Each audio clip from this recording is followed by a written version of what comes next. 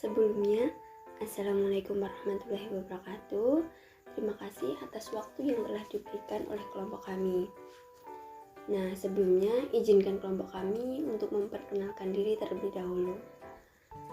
Kami dari kelompok 6 beranggotakan saya sendiri Riani NPM 136 dan Indiana Indasari NPM 066 dan Januar Setyo Nugroho NPM 067.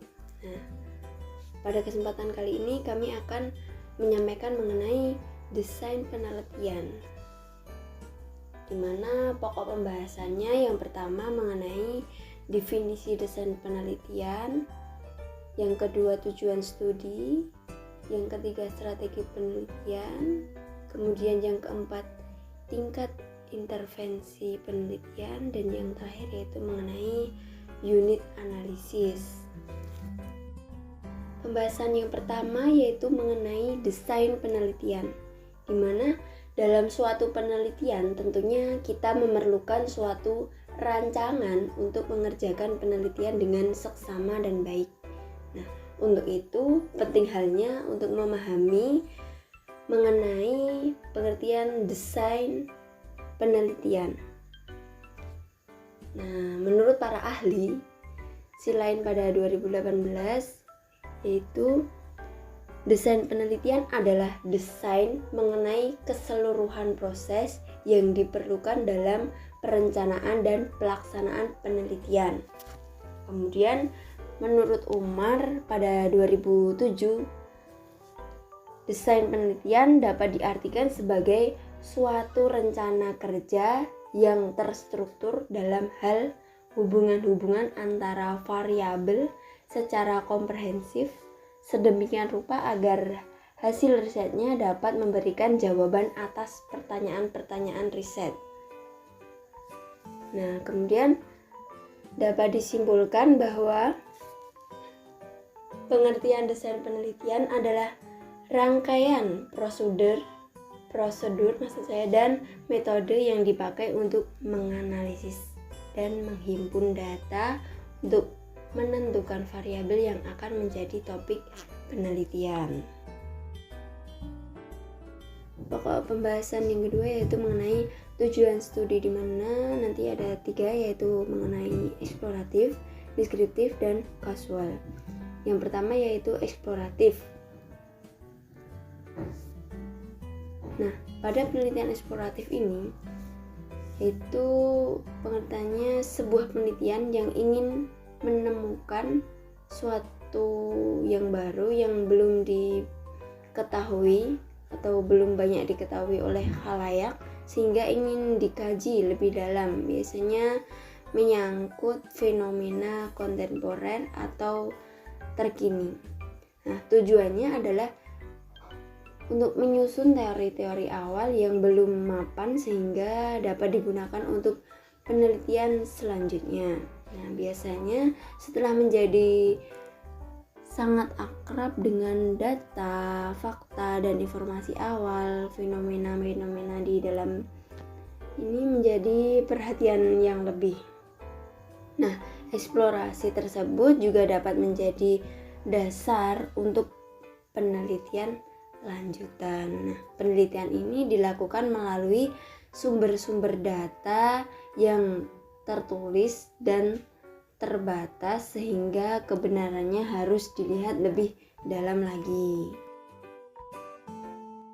Selanjutnya yaitu mengenai deskriptif, yaitu biasanya menggambarkan suatu fenomena sosial sebagai objek penelitian. Nah, pemilihan desain penelitian deskriptif ini adalah berdasarkan 3 faktor. Yang pertama yaitu sifat masalah atau peluang awal, yang kedua penelitian pertanyaan, dan yang ketiga yaitu tujuan penelitian. Nah, ketika masalah atau peluang penelitian ini adalah menggambarkan karakteristik situasi pasar yang ada atau untuk mengevaluasi pemasaran saat ini, strategi campuran, maka desain penelitian deskriptif ini adalah pilihan yang tepat. Nah, jika penelitian pertanyaan mengacu mengenai isu-isu seperti siapa, apa, di mana, kapan, untuk populasi sasaran atau strategi pemasaran, maka desain penelitian deskriptif ini juga paling tepat. Nah, desain penelitian deskriptif sering mengakibatkan penggunaan metode penelitian survei untuk mengumpulkan data kuantitatif dari sekelompok besar orang melalui proses tanya jawab. Tetapi dengan munculnya data pemindai dan pelacakan pelaku media digital, observasi menjadi lebih sering digunakan dalam desain deskriptif. Nah, istilah deskriptif kadang-kadang digunakan untuk menggambarkan penelitian kualitatif, tetapi ini berdasarkan dari kata yang digunakan untuk menggambarkan penelitian kuantitatif. Kemudian yaitu pada penelitian kasual. Ini adalah penelitian yang dilakukan untuk mengidentifikasi tingkat dan sifat hubungan sebab akibat. Nah, penelitian kausal dapat dilakukan untuk menilai dampak dari perubahan spesifik pada norma yang ada sebagai proses. Nah, itu yang dinamakan dari penelitian kausal. Kemudian pada pokok pembahasan selanjutnya akan dilanjutkan oleh rekan saya, Januar. Oke, yang selanjutnya ini ada strategi penelitian. Strategi penelitian sendiri ada 7, yaitu yang pertama itu ada eksperimen, kedua penelitian survei, ketiga observasi, selanjutnya studi kasus, terus teori dasar, keenam penelitian tindakan, dan yang terakhir adalah metode campuran. Nah, untuk eksperimen sendiri ini eksperimen biasanya berhubungan dengan penelitian deduktif dan pendekatan ilmiah atau hipotesis deduktif untuk penelitian. Nah, yang selanjutnya penelitian survei. Survei adalah sebuah sistem untuk mengumpulkan informasi dari atau tentang orang-orang untuk mendeskripsikan, membandingkan, atau menjelaskan pengetahuan, sikap, dan perilaku mereka. Nah, untuk observasi, strategi yang digunakan untuk mengumpul data pada tindakan dan perilaku orang-orang merupakan observasi. Nah, observasi termasuk datang ke lingkungan alami dari orang-orang, melihat apa yang mereka kerjakan, menganalisis, dan menginterpretasikan apa yang seorang lihat. Nah, untuk studi kasus sendiri, studi kasus berfokus pada pengumpulan informasi terkait objek tertentu, acara atau kegiatan seperti unit atau organisasi bisnis tertentu. Dalam studi kasus, kasus adalah individu, kelompok, organisasi, acara atau situasi yang diminati oleh peneliti. Nah, yang selanjutnya ada teori dasar. Teori dasar merupakan serangkaian prosedur sistematis untuk mengembangkan teori yang dibuat secara induktif dari data. Nah, alat penting dari teori dasar adalah pengambilan sampel teoritis, pengkodean, dan perbandingan konstan. Nah, untuk penelitian tindakan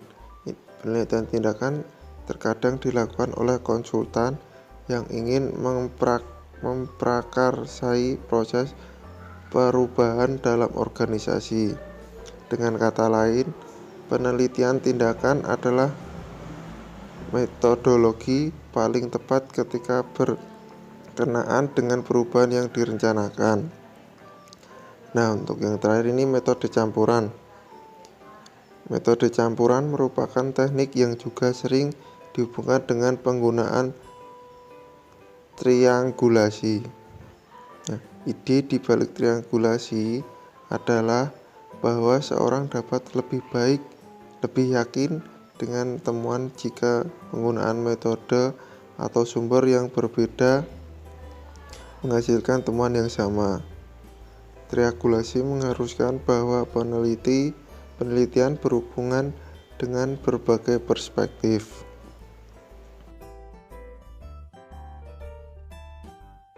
Nah, selanjutnya ada tingkat intervensi peneliti.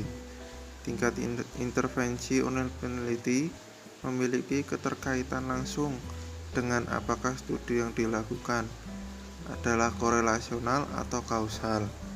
Nah, untuk studi korelasional dilakukan dalam lingkungan alami dengan intervensi minimum dari peneliti dan arus kejadian yang normal. Nah, untuk studi kausal ini adalah penelitian yang bertujuan untuk mengetahui hubungan antara dua variabel atau lebih. Studi kausal merupakan hubungan yang sifatnya sebab akibat. Selanjutnya, saya Ninda Yanandasari, saya akan melanjutkan tentang pembahasan unit analisis. Unit analisis atau populasi yang diteliti itu merujuk pada tingkat kesatuan data yang dikumpulkan selama tahap analisis data selanjutnya. Dalam unit analisis ini dibutuhkan keputusan unit analisis saat merumuskan pertanyaan penelitian, karena metode pengumpulan data, ukuran sampel, dan variabel itu termasuk dalam kerangka yang dikumpulkan untuk kebutuhan analisis. Selanjutnya, unit analisis itu dibedakan menjadi beberapa bagian. Karena pernyataan penelitian itu juga menentukan unit analisis sesuai unit mana yang akan diteliti atau dianalisis. Yang pertama yaitu individu, yaitu jika pernyataan masalah itu berfokus pada bagaimana meningkatkan motivasi karyawan secara umum, maka kita memperhatikan individu karyawan organisasi dan harus menemukan apa yang bisa kita lakukan untuk meningkatkan motivasi mereka. Nah, dalam hal ini unit analisisnya yaitu individu atau individual. Yang kedua yaitu pasangan atau dyad. Jika peneliti berniat mempelajari interaksi dua orang, maka beberapa kelompok itu juga terdiri dari dua orang atau dikenal sebagai pasangan. Nah, maka dari itu itulah yang akan diteliti.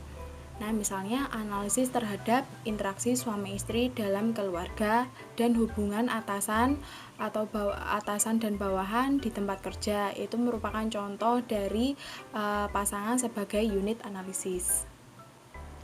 Yang ketiga ada kelompok. Nah, jika pernyataan itu masalahnya berkaitan dengan efektivitas kelompok atau juga kayak interaksi kelompok, maka unit analisisnya adalah tingkat tingkat kelompok.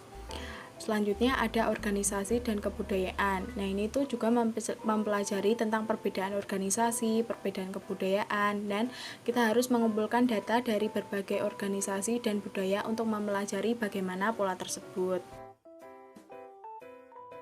Selanjutnya yaitu time horizon, cross-sectional versus longitudinal.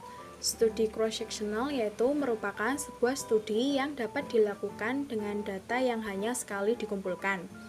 Mungkin itu selama periode harian, mingguan, atau bulanan dalam rangka menjawab pertanyaan penelitian. Dan studi tersebut juga biasa disebut dengan one shot atau cross-sectional. Contohnya yaitu data yang dikumpulkan dari para broker saham selama bulan April sampai Juni tahun lalu untuk mempelajari pendapat mereka bagaimana mengenai pasar saham yang bergejolak. Nah, data yang berkaitan dengan penelitian khusus tersebut belum dikumpulkan sebelumnya dan juga tidak dikumpulkan lagi para broker tersebut untuk penelitian ini. Yang kedua atau selanjutnya yaitu studi longitudinal, yaitu sebuah studi yang pengumpulan datanya itu dilakukan melalui proses dan waktu yang lama terhadap sekelompok subjek penelitian tertentu dan diamati terus-menerus mengikuti masa perkembangannya. Dan dalam sejumlah kasus, peneliti mungkin ingin mempelajari fenomena lebih dari satu batas waktu dalam rangka menjawab pertanyaan penelitian. Contohnya yaitu seorang mempelajari tentang volume penjualan sebuah produk sebelum dan sesudah kegiatan iklan. Nah, jika terjadi perubahan penjualan setelah kegiatan iklan tersebut, maka ini dapat dihubungkan bahwa iklan tersebut berdampak dan memberikan hasil berupa kenaikan volume penjualan. Dan jika tidak terjadi perubahan, maka iklan tersebut tidak efektif dan memerlukan waktu yang lebih lama untuk melihat hasilnya. Nah, biasanya studi longitudinal ini itu untuk menemukan sebuah sebab akibat. Dan demikianlah pemaparan materi desain penelitian dari kelompok 6. Kurang lebihnya mohon maaf. Wassalamualaikum warahmatullahi wabarakatuh.